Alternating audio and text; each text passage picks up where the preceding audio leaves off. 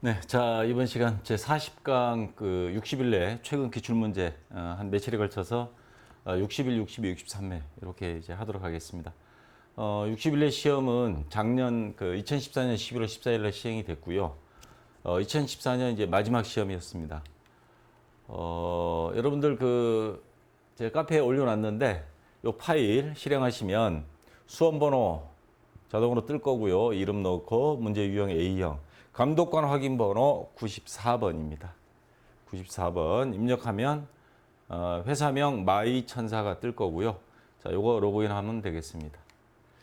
요 60일 내 시험이 합격률이 50.02% 나왔습니다.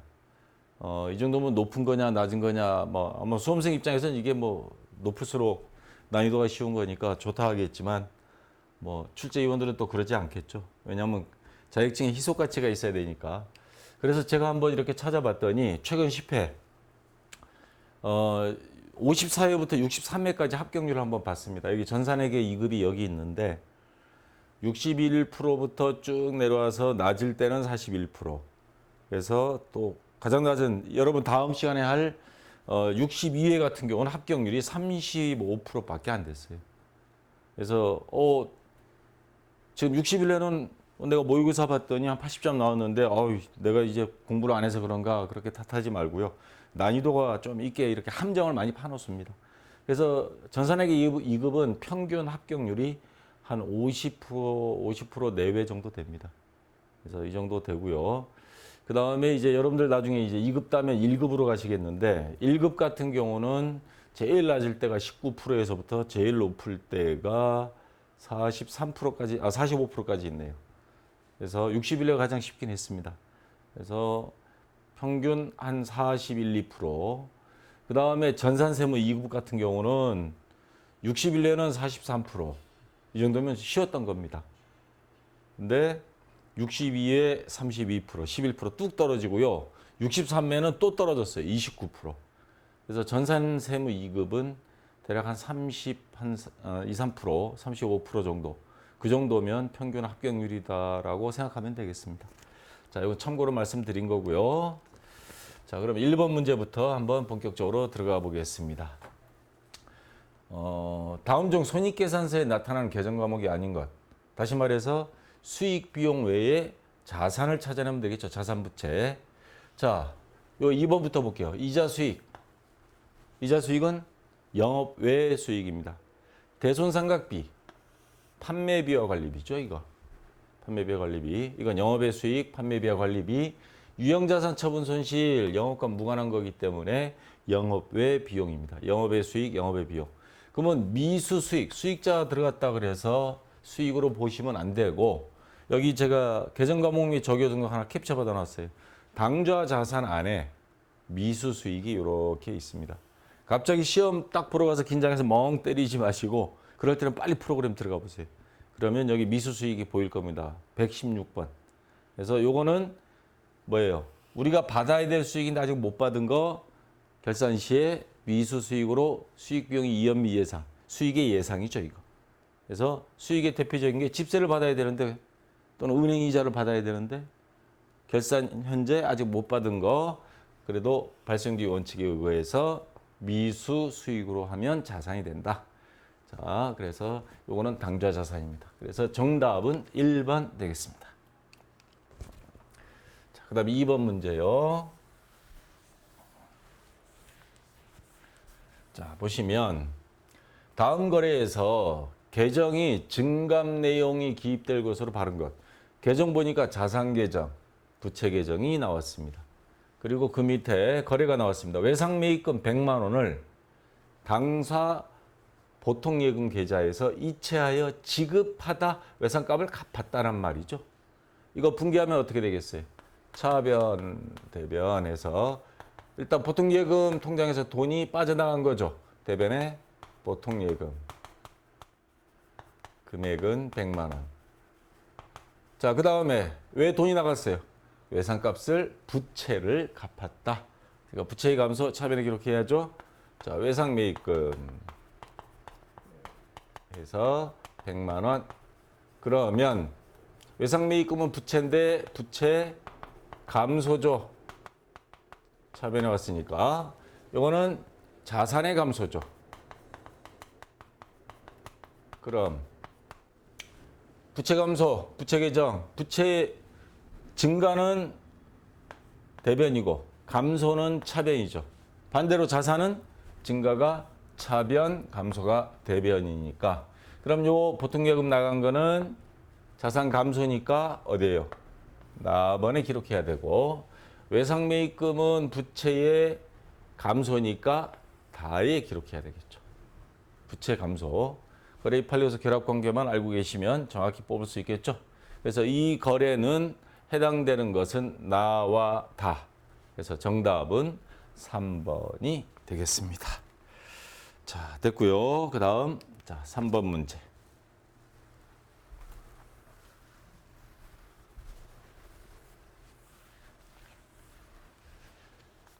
자, 볼까요? 아래 내용이 가 항목에 해당하는 자산으로 옳은 것.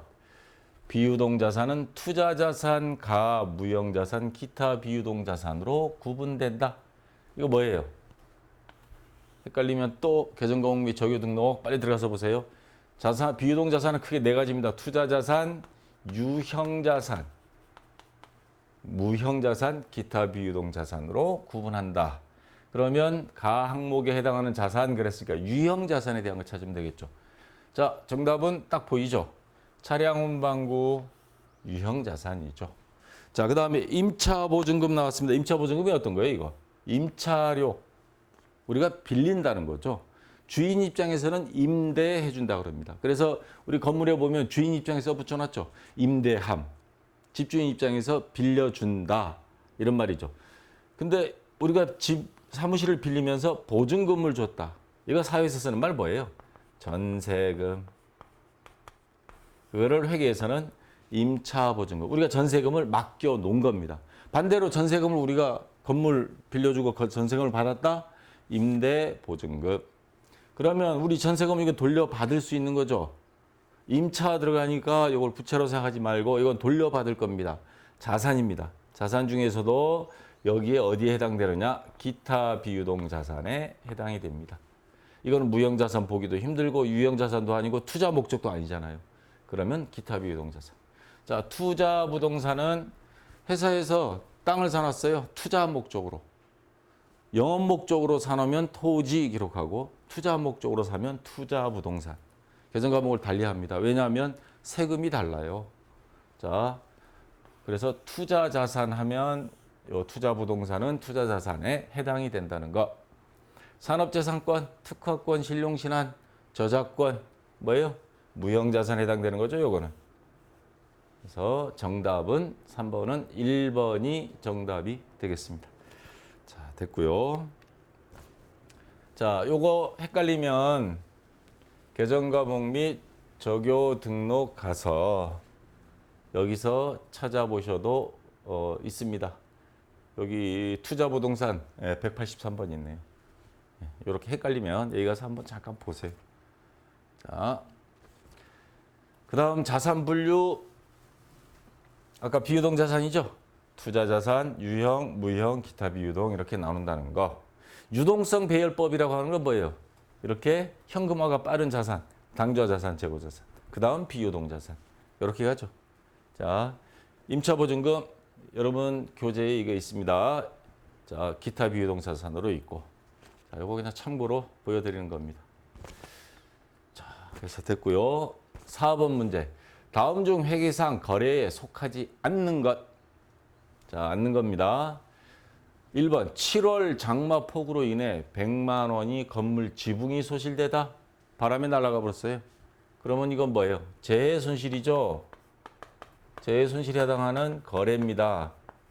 맞고요. 자, 매출 대금으로 받아 보관 중인 받을 넣은 100만 원이 지급 거절되어 부도 처리됐다. 나한테 어음 발행해 놓고는 돈 갚아야 될 때 먹고 튀어버린 거예요. 그러면 이건 뭐예요? 받을 넣으면 자산 감소, 대손상각 뭐 처리한다든가 그렇게 되겠죠. 자, 요거 부도음 처리되는 거 받을 넣음이 감소하는 거래에 해당됩니다. 3번 공장에 화재가 발생하여 100만 원이 기계장치가 불에 전소되다, 전부 타버리다, 소각하다 할 때 쓰는 소자입니다. 그러면 이것도 재해 손실에 해당이 되죠? 거래에 해당이 됩니다. 자산 감소가 있으니까. 신제품 개발을 위하여 복판 엔지니어와 100만 원이 연구 개발 용역을 체결하기로 하다. 무슨 뭐 계약금 준 것도 아니고 연구비를 지출한 것도 아니에요. 자산 부채 자본 수익 비용에 증감 변동 발생이 없습니다. 그러면 거래의 조건에 해당하지 않는 거다. 그래서 정답은 4번이 되겠습니다. 이건 난이도가 아주 쉬운 문제죠. 자, 다음 5번 문제. 자, 볼까요? 아래 상품 거래와 관련된 내용을 토대로 판매 가능 금액을 구하면 얼마인가? 이러면 이제 또 멍 때리시는 분들이 있을 거예요. 이거 간혹 한 번씩 나오는 문제인데 판매 가능 금액 뭐예요? 이 상품 중에서 매출액, 매입액 뭐 이거 쭉 나왔습니다. 기초상품 재고액도 있고 기말상품 재고액. 판매 가능 상품. 예를 든다면요. 지난달에 내가 용돈을 쓰다 남은 게 10,000원 있어요. 이번 달에 엄마가 또 용돈 5만 원 줘요. 그럼 내가 쓸 수 있는 전체 금액은 얼마예요? 6만 원. 근데 또 다 쓸 수는 없죠. 다음 달을 위해서 조금 남겨놔요. 또 한 2만 원은 비자금으로. 그러면 이번 달에 쓴 금액은 얼마예요? 4만 원 썼다는 말이 나오는 거죠. 자, 이런 것처럼 판매 가능 금액 하면 요겁니다. 요거. 내가 한 푼도 안 남겨 다 써버린다. 그럼 6만 원. 이런 것처럼 우리가 물건을 하나도 안 남기고 재고를 안 남기고 완전히 그냥 재고 정리해가지고 다 100% 판다 그러면 얼마치 팔 수 있는 거냐. 자, 함정을 파놨습니다. 출제위원들은 어떻게든 여러분들 합격률을 50% 이상 나오면 안 되니까. 자, 그럼 판매 가능 금액은 어떻게 매출 원가 공식 중에서요. 매출 원가 공식에서 기초 상품 재고액 플러스 단기 순매입액 마이너스 기말 재고액. 자, 여기서 기초 재고액과 단기 순매입, 기말 재고액을 하나도 없다, 제로다, 다 팔았다. 그러면 기초 재고액과 단기 순매입액을 합친 금액이 판매 가능 금액입니다. 100% 팔 수 있는 금액. 자, 그럼 요거를 찾으면 되겠죠. 기초 상품 재고액이 35만 원입니다. 그럼 35만 원에 자, 순매입액을 더하면 됩니다. 순매입 공식은 어떻게 돼요? 총 매입액에서 요거죠. 자, 105만 원에서 매입 환출액 없고 매입의 누리 14,000원. 그다음 매입 할인. 자, 매입 할인 없죠. 그럼 요걸로 다 끝났네요. 그러면 나옵니다. 자, 105만 원. 자, 105만 원에서 14,000원 빼면 103만 6천 원 나오나요? 네, 103만 6천 원. 거기다 35만 원 더하면 얼마예요? 네. 138만 6천 원. 138만 6천 원. 예, 3번이 정답 되겠습니다. 그러면 나머지 뭐 매출의 누리, 총 매출의 기말 상품 재고액은 왜 집어넣냐? 함정이죠. 구덩이 파놓고 여러분들 수험생들 여기에 빠지기를 기다리는 겁니다. 출제위원들 입장에서는 어쩔 수 없는 선택입니다. 자, 이런 함정에 빠지지 않도록 요거 판매 가능 금액 이런 문제가 나오면 여러분들이 기초 상품 재고액에 단기 순매입액을 더한 금액이다. 자, 요거를 인지하시기 바랍니다. 자, 됐고요. 자, 6번 문제 볼까요?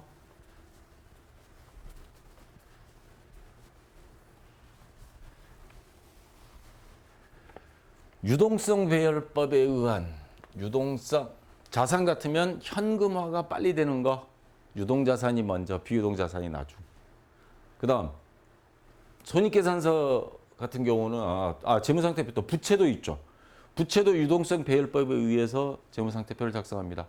빨리 갚아야 될 부채 이른바 유동부채 먼저 비유동부채는 1년 이후에 갚아도 될 것.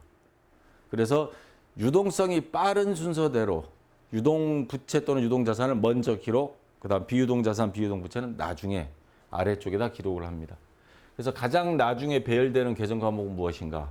보니까 자산은 없고 다 부채예요. 그러면 짐작이 되죠. 이 중에 3개는 유동부채고 하나는 비유동부채입니다. 비유동부채 보여요? 답은 딱 보이죠? 이거 사채. 요거는 비유동부채입니다. 지급은 미지급 비용, 요거 부채입니다. 미지급자 들어간 거. 예수금, 예수금 뭐예요? 회사에서 직원들 세무서에 납부해야 될 소득세 연말정산하면서 떼놓은 것들, 소득세라든가 뭐 기타 세금 같은 거, 사대보험, 본인 부담분 이런 거 빼놓은 거를 보관하고 있는 돈, 이걸 예수금이라 그러는 거죠. 부채죠. 자, 유동부채고 4번이 정답이 되겠습니다.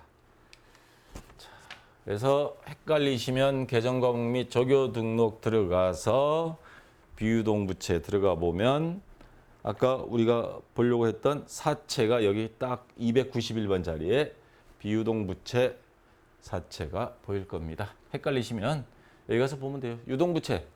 아까 문제에 나왔던 게 뭐뭐 있었어요? 지급어음 여기 있죠. 그 다음에 미지급 비용 여기 있습니다. 262번. 그 다음 또 예수금. 예수보증금 있고 예수금 여기 있네. 254번. 자, 이렇게 확인하셔도 됩니다. 자, 그 다음 7번 문제입니다. 다음 중 받을 어음 계정 대변에 기록되는 거래가 아닌 것. 받을 어음은 자산 계정이죠, 이거. 자산 계정의 증가는 차변, 감소는 대변입니다. 대변이니까 받을 어음이 감소하는 항목이 아닌 것을 찾으라 하는 문제입니다. 받을 어음, 요게 감소하는 항목은 어떤 게 있죠? 어음을 우리가 만기일 돼서 제시했더니 돈으로 바꿔오는 거 추심한다 그러죠. 그 다음 두 번째는 돈이 급하니까 은행에 가서 거래은행 가서 할인 받아오는 거. 그럼 받을 어음이 또 없어지죠. 또 부도가 났을 경우에 우리한테 어음 발행한 놈이 먹고 튀어버렸어. 그럴 때도 대변에 기록합니다. 어음을 받았을 때만 차변에 기록하고요. 또 배서 양도했을 때 다른 사람한테 자 그럴 때도 대변에 기록하고요. 자, 거래처로부터 받아 보관 중인 약속은 100만 원을 만기 전 은행에서 할인하다. 받을 어음이 감소하니까 대변에 기록되는 거 맞습니다. 2번, 매출 대금으로 받아 보관 중인 거래처 발행 약속은 10만 원이 만기가 돼 현금으로 받아왔어요. 부도 안 나오고 무사히 현금으로 교환해 왔습니다. 세 번째, 거래처가 발행한 환어음 10만 원이 인수 제시가 있어 인수를 승낙하다. 조금 헷갈리죠, 이거? 이제 제가 환어음에 대한 설명을 다시 한번 할게요. 네 번째, 외상매입금을 지급하기 위해 소지하고 있던 거래처 발행 약속어음 10만 원을 배서 양도하다. 어음을 자 우리가 외상값을 갚기 위해서 이 어음이라도 가져가라. 우리 받아둔 건데 배서 양도한 거 할인이나 요거나 같은 개념입니다. 그래서 이것도 받을 어음 대변에 기록하는 게 맞고요. 그러면 남은 건 정답은 3번이 되는데 이해를 하고 넘어가야 되겠죠. 자, 요거 제가 쓴 회계원리 교과서에 있는 그림인데 여러분 교재에도 여기 있나 모르겠네. 자, 여기서 한번 봅시다. 환어음이 어떤 식으로 진행되는 건지 이거 여러분 약간 흐려서 보일지 모르겠는데 자, 여기 번호 순서대로 가면 됩니다. 요 사람이 주인공이 여기 있어요. 우리 회사입니다, 이게. 상품을 여기 팔았어요. 요 사람한테. 상품을 팔면 1번 돈 받아야 되는데 자 외상으로 줬어요. 그러면 이제 외상 매출금이 현재 자산으로 기록되어 있습니다. 그다음 세 번째 이번엔 여기서 상품을 사왔어요. 우리가 3번 돈이 없으니까 여기 외상값 수금했으면 돈 줄 텐데 아직 외상값 못 받았어요. 그러니까 환어음을 발행합니다. 일반적으로 보통 두 사람 간에 이루어진 거래는 약속어음이에요. 약속어음인데 환어음은 삼각관계가 있습니다. 뭐냐면 이 사람한테 돈을 줘야 되는데 없으니까 어음을 주는데 환어음을 주면서 뭐라 그러냐. 내가 얘한테 받을 돈 있어 외상값. 얘를 지급인으로 해서 어음 발행할게. 괜찮어? 그 얘는 이 사람한테 야 당신 이 사람 대신 어음값 지불할 거야. 어음 인수를 제시합니다. 이거. 당신이 지급할 거냐? 그러면 사인해. 그래. 6번 인수 사인 딱 해줬다는 말입니다. 그 다음에 만기일 됐어요. 그러면 이 사람한테 갈 게 아니고 이 사람한테 가서 어음대금을 청구합니다. 만기일 날. 그리고 군소리 없이 어음대금 지급하면 그럼 이 사람 입장에서는 이 사람한테 갚아야 될 외상값을 안 갚아도 되고 대신 이 사람한테 갚은 겁니다. 삼각관계는 원래 복잡한 겁니다. 자, 요거 친구지간에 이럴 때도 있잖아요. 얘한테 돈 받을 거 있어. 얘한테 또 줄 게 있어. 셋이 마신 모인 김에 야, 같은 돈이니까 네가 나한테 줄 거 얘한테 줘. 너 괜찮아? 오케이. 콜 하면 끝나는 거죠. 이게 이제 어음입니다. 환어음. 환어음. 자, 이렇게 해서 생기는 게 환어음이고, 그러면 아까 문제에서 다시 본론으로 돌아가서 거래처가 발행한 환어음 10만 원이 인수 제시가 있어 인수를 승낙하다. 이 사람은 그러면 어느 입장인 거예요, 지금? 인수를 승낙하다. 돌아가서 볼까요? 인수해주다. 이 사람 입장이죠, 이거. 이 사람 입장에서 네가 대신 갚기로 했다며 사인해. 그래, 사인. 그러니까 이 사람은 이 어음대금을 갚아야 될 부채가 생기는 겁니다. 다시 말해서 뭐가 생기는 거다? 지급 어음이 되는 겁니다. 자기가 발행은 하지 않았지만 어음대금을 지급해야 될 의무가 생겼기 때문에 지급 어음이라는 부채가 생긴 겁니다. 그러면 받을 어음 계정 대변에 기록되는 사항은 아니라는 거죠. 3번. 자, 환어음이 튀어나오면서 굉장히 복잡해졌습니다. 문제가. 근데 여러분들 조금만 이해하면 인수를 승낙하다. 인수 제시. 네가 대신 갚을래? 그래, 갚을게. 사인. 이런 뜻입니다. 승낙하다. 자, 그래서 이거는 지급어음에 대한 거다. 자, 3번이 정답 되겠습니다. 자, 8번 문제 볼까요? 다음 중 장부 마감 시 차기 2월로 마감할 수 없는 계정. 차기 2월. 다음 회계 기간으로 2월 넘기다. 요거하고도 연관성이 전기 2월. 작년 회계 기간에서 넘어오다. 자, 차기 2월, 전기 2월 이렇게 할 수 있는 건 자산, 부채, 자본. 다시 말해서 재무상태표 항목들만 차기 2월, 전기 2월 넘깁니다. 돈 쓰다 남은 거 넘기고 외상값 못 갚은 거 내년에 갚아야 되고 그런 거죠. 자산, 부채. 자, 반대로 안 되는 게 있습니다. 수익비용. 수익비용은요, 직원들 월급 준 거, 전기세 낸 거, 그걸로 끝입니다, 그냥. 그래서 수익비용은 넘기는 개념인 차기 2월, 전기 2월 개념이 없습니다. 그래서 마감할 수 없는 계정은 수익비용 찾으면 되는 거예요. 다 보이죠, 이제. 영업의 수익, 유형자산 처분이익. 이거는 넘길 수 없는 겁니다. 당좌예금, 매입채무, 외상매입금, 지급어음, 매출채권, 외상매출금 받을 어음. 자, 여기 한번 보세요. 제가 계산관봉 하나 갖다 놨습니다. 현금. 그래서 여기 증가, 감소. 이제 남은 거 469만 원을 넘겨서 내년 전기 2월. 내년에 또 돈 써야죠. 보험료. 근데 수익 비용은 차기 2월, 전기 2월 없어요. 그냥 손익계산서로 보냄. 이걸로 끝입니다. 추도강렬비, 손익계산서로 보냄, 손익. 차기 2월, 전기 2월이 없습니다. 이렇게.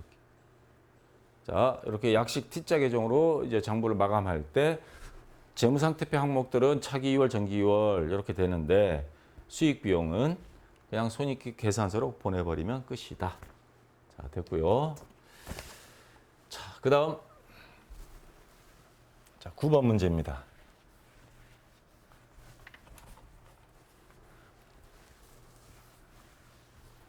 다음 현금 과부족 계정이 관로 안에 들어갈 계정 과목. 요거 이제 조금 헷갈리실 거예요. 현금 과다 부족. 이게 지금 과단지 부족인지 이거부터 확인해야 되겠죠.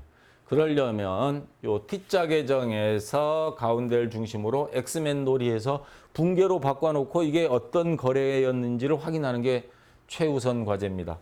자, 오른쪽에 있어요. 요거는 날짜 보여요. 12월 10, 12월 31일, 12월 8일. 얘가 발단이죠. 여기서부터 시작된 겁니다. 그러면 이거를 먼저 분계로 고쳐봐야 됩니다. 그러면 여기 있는 거 오른쪽에 있으니까 X맨 놀이 하면 가운데를 기준으로 요거는 요쪽으로 가서 왼쪽에 자리를 잡습니다. 그러면 여기가 차변이 되는 거죠. 왼쪽이니까 현금. 여기는 현금 과부족. 금액은 3만 원. 3만 원. 그럼 얘네들은 어떻게 돼요? X맨 놀이니까 이런 경우는 반대가 돼서 오른쪽에서 대변이 되는 거죠. 자, 우선 요것만 놓고 봅시다. 현금이 차변에 3만 원 있다는 건 돈이 3만 원이 들어왔다는 소리예요. 장부에 3만 원을 기록했다는 겁니다. 돈 들어온 걸로. 근데 왜 돈 들어왔는지 몰라. 얘는. 요즘 뭐 유행어 중에 몰랑 이것도 있던데 이거 함부로 쓰면 안 된다 그러대요. 정치적인 발언이라고. 자, 돈이 들어왔는데 왜 들어왔는지 몰라. 그러면 자, 그러다가 나중에 보니까 15,000원은 이자를 받은 거를 깜빡 잊고 장부에 안 적었던 거예요. 그러면 3만 원 중에 현금과 부족 차변에 15,000원, 대변에 이자 수익 15,000원. 자, 요거 분계 고치면 엑스맨 놀이 쭉 가면 얘는 왼쪽에 있으니까 반대쪽으로 오면 여기 이자 수익이 되겠죠. 이자 수익 15,000원, 차변에는 현금과 부족 15,000원 적겠죠. 그러면 3만 원 중에 원인 모르는 3만 원 중에 15,000원은 확인됐어요. 나머지 15,000원은 결산치까지도 몰라요. 그러면 적을 수 있는 거 돈이 들어왔는데 뭔지를 끝까지 모르겠다. 좋은 거죠. 일단 돈 들어온 거니까. 자, 잡이익으로 봅니다. 이런 경우에는 잡이익. 반대로 요게 만약에 요쪽에 있었다. 그러면 대변에 현금, 차변에 현금과 부족 되겠죠. 돈이 나갔는데 왜 나갔는지 모르겠다. 그러면 요쪽에 뭐 이제 12월 31일 과할로 뭐 이렇게 생길 거예요. 그때는 요쪽에 뭐예요? 돈 나갔는데 모르겠다. 손실, 잡손실. 그때는 반대가 되는 겁니다. 자, 요거 아직도 이해 안 되시면 앞에 현금 과부족에 대한 이론 설명한 거 있습니다. 앞쪽에 있을 거예요. 그쪽에 가서 현금 과부족 다시 한번 보시기 바랍니다. 요것만 가지고 제가 20, 30분 설명할 수는 없으니까.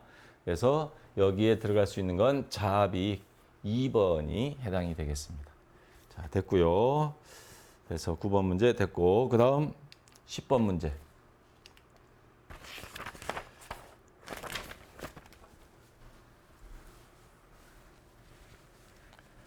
자, 다음 중 감가상각 대상이 아닌 것으로 묶은 것. 감가상각이라는 게 뭐예요?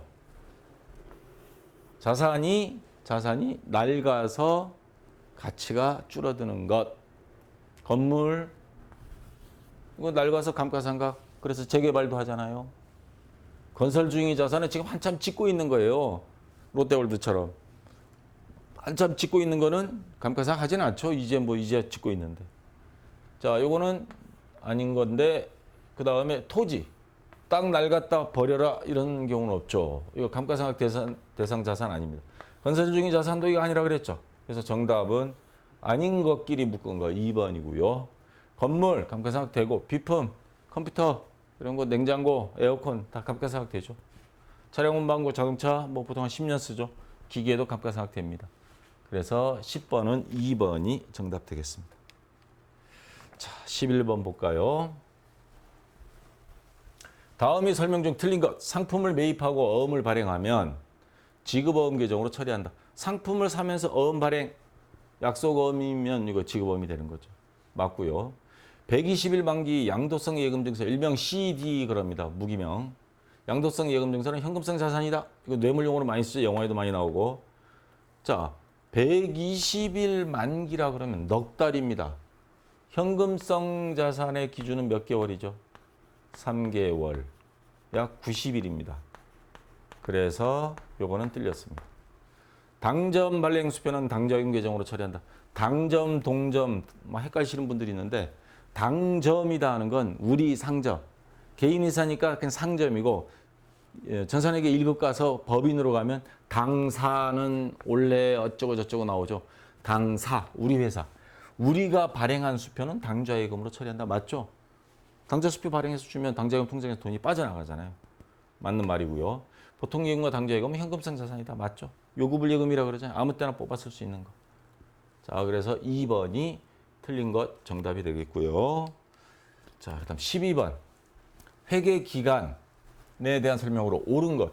회계 기간이 뭐예요? 장부를 작성하는 기간을 말하는 거죠. 경영 성과와 손익계산서, 재무상태표를 파악하기 위해 설정한 시간적 범위이다. 보통 법으로 정해놓은 게 기업회 기준이 1년 이내. 한 달 단위로 해도 됩니다. 은행 같은 데는 워낙 거래 빈도수가 높으니까 한 달 많이 월말 마감 많이 합니다. 회사 상황에 따라서 삼성은 보니까 분기별로 실적 발표하대요. 그럼 석 달에 한 번씩. 자, 우리는 뭐 작으니까. 그래도 우린 2년에 한 번 할게. 그건 안 되고요. 최대 1년에 한 번. 짧으면 한 달에 한 번. 자, 이렇게도 합니다. 그래서 옳은 것 1번이 정답이 되고요. 2번 자산 및 부채의 증감 변화를 기록 및 계산하기 위해 설정한 장소적, 시간적 범위가 아닌 장소적 범위는 회계 단위. 장부를 작성하는 주체가 누구냐?